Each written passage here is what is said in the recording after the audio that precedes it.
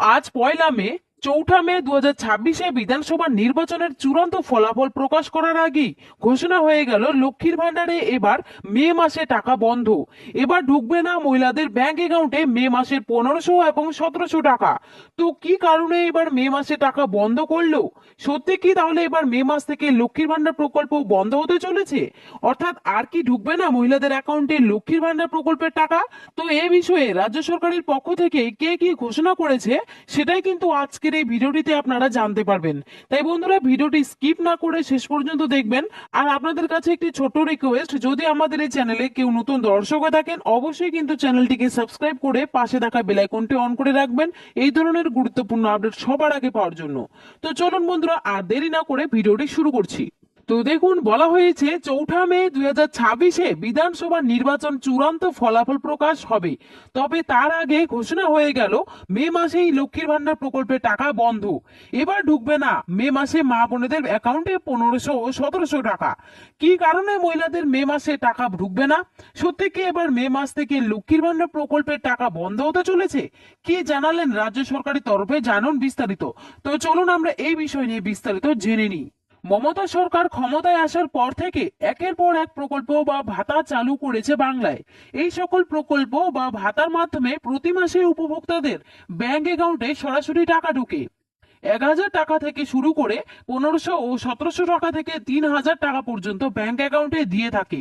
মমতা সরকারের চালু করা বিভিন্ন প্রকল্পের তালিকা আছে বিধবা ভাতা, বার্ধক্য ভাতা, কন্যাশ্রী, রূপশ্রী, যুবসাথী থেকে শুরু করে লক্ষ্মীর ভান্ডার। এই সকল প্রকল্পের দ্বারা মহিলা থেকে শুরু করে বেকার যুবক যুবতী এছাড়াও বয়স্ক ব্যক্তিরাও উপকৃত হচ্ছেন। মমতা সরকারের চালু করা প্রকল্পগুলির মধ্যে সবথেকে বেশি জনপ্রিয় লক্ষ্মীর ভান্ডার। এই প্রকল্পটি 2021 সালে তৃতীয়বার ক্ষমতায় আসার পর থেকে মুখ্যমন্ত্রী মমতা বন্দ্যোপাধ্যায় চালু করেছেন।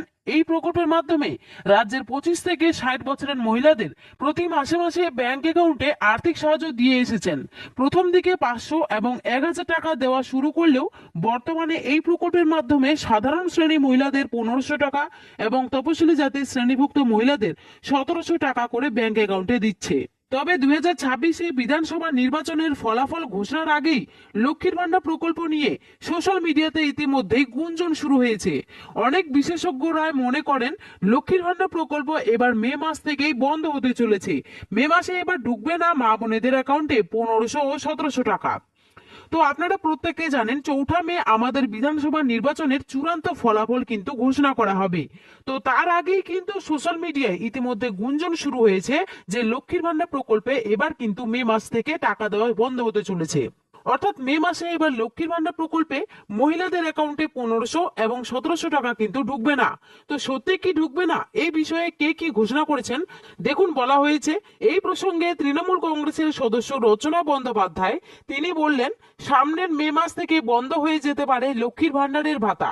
যদি তৃণমূল সরকার ক্ষমতায় না আসলে আর্থিক ক্ষতি হতে পারে সাধারণ মহিলাদের। রচনা বন্দ্যোপাধ্যায় বলেন, দিদি জেতার পর সব মহিলাদের অ্যাকাউন্টে পৌঁছালো 500 টাকা, পরে সেটি হলো 1000 টাকা।